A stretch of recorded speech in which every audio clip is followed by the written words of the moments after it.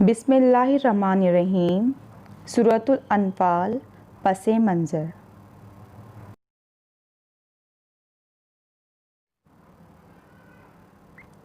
یہ سورت غزوہ بدر کے بعد فوراً نازل ہوئی۔ یہ اسلام اور کفار قریش کے درمیان سب سے پہلی جنگ تھی۔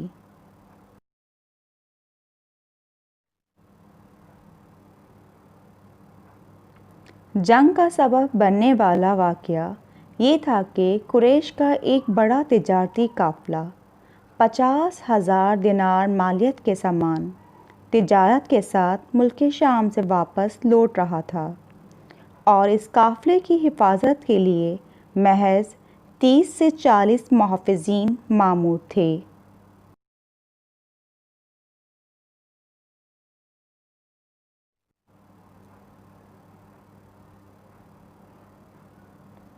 ابو سفیان اس قافلے کی قیادت کر رہا تھا، جس نے محسوس کیا کہ مسلمانوں کی جانب سے ان کی نگرانی کی جا رہی ہے اور وہ قافلہ ایک خطرے والے علاقے میں داخل ہو گیا ہے۔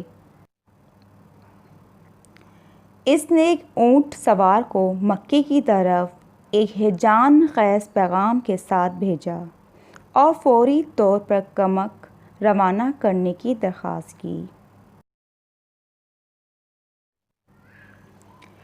اس کے جواب میں قریش نے 1000 جنگجو افراد پر مشتمل ایک فوج تشکیل دے کر مدینے کی طرف روانہ کر دی۔ اس دوران رسول اللہ صلی اللہ علیہ وسلم نے قافلے پر نظر بنائے رکھی اور مسلمانوں کو مدینے سے باہر بلا لیا تاکہ قافلے پر حملہ کیا جا سکے۔ اس وقت مسلمانوں کی تعداد 310 سے کچھ زیادہ تھی اور تقریباً 70 اونٹ تھے۔ ان میں سے صرف 70 مجاہدین کے پاس ہتھیار تھے۔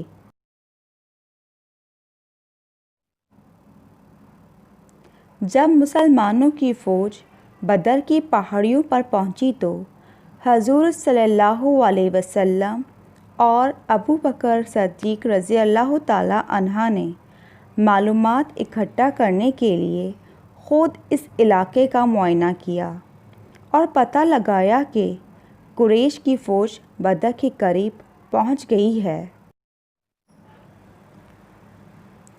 نبی صلی اللہ علیہ وسلم نے مسلمانوں کو ایک مقام پر جمع کر کے ان کے سامنے تمام صورتحال رکھتے ہوئے کہا کہ اللہ تعالیٰ نے وعدہ کیا ہے کہ وہ یا تو تجارتی قافلے پر یا پھر قریش کی فوج پر حملہ کریں گے۔ اللہ نے دونوں میں سے کسی ایک فریق پر فتح دلانے کا وعدہ کیا ہے۔ یہ کہنے کے بعد حضور اکرم صلی اللہ علیہ وسلم نے لوگوں سے ان کی رائے پوچھی۔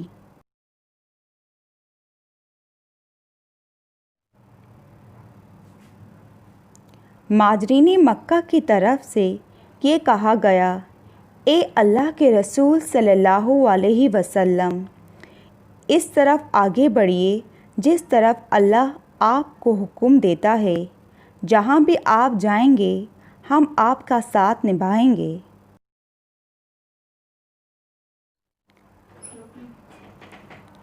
رسول اللہ صلی اللہ علیہ وسلم نے انصاری مدینہ کی طرف سے جواب کا انتظار کیا، کیونکہ حضور صلی اللہ علیہ وسلم کی ہجرت کے وقت اہل مدینہ نے جو عہد کیا تھا وہ صرف آپ صلی اللہ علیہ وسلم کی حفاظت کرنے کا تھا اور کسی جنگ میں ملوث ہونے کا نہیں تھا۔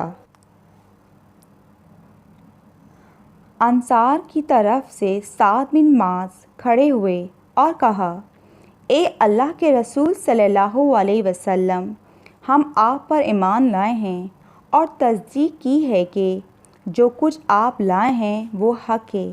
ہم نے آپ کے ساتھ حلفیہ عہد کیا ہے کہ ہم آپ کی بات سنیں گے اور آپ کی اطاعت کریں گے۔ ہم اس اللہ کی قسم کھاتے ہیں جس نے آپ کو حق کے ساتھ بھیجا ہے کہ اگر ہمیں آپ کے ساتھ سمندر کے کنارے پر جانا پڑے اور آپ سمندر میں اتر جائیں تو ہم بھی اس میں کود پڑیں گے۔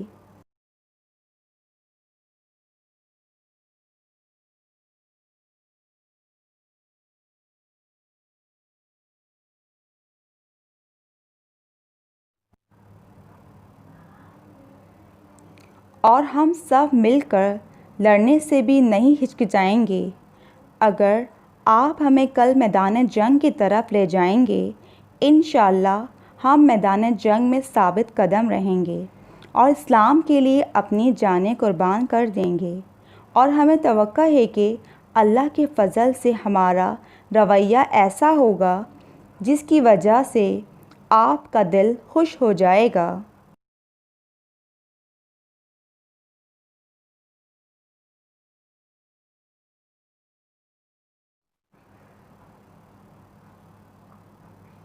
یہ سن کر رسول اللہ صلی اللہ علیہ وسلم کا دل اس قدر باغ باغ ہو گیا اور چہرہ انور چاند کی طرح چمکنے لگا۔ پھر طے کیا گیا کہ مسلمانوں کی فوج دوسرے دن قریش کی فوج کی جانب قدم بڑھائے گی۔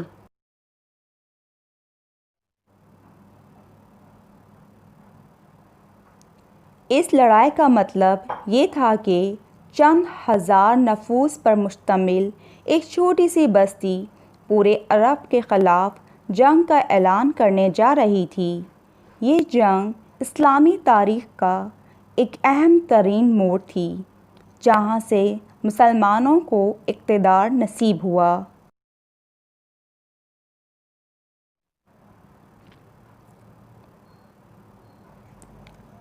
اس جنگ میں اللہ کی نصرت نمایاں تھی، اور اس صورت میں جنگ کی کچھ اہم تفصیلات کا نہ صرف گہرائی سے جائزہ لیا گیا ہے بلکہ جنگ کا سبب بننے والے واقعات کے دوران مسلمانوں کے دل و دماغ میں جو کچھ چل رہا تھا اس کا بھی خلاصہ کیا گیا ہے۔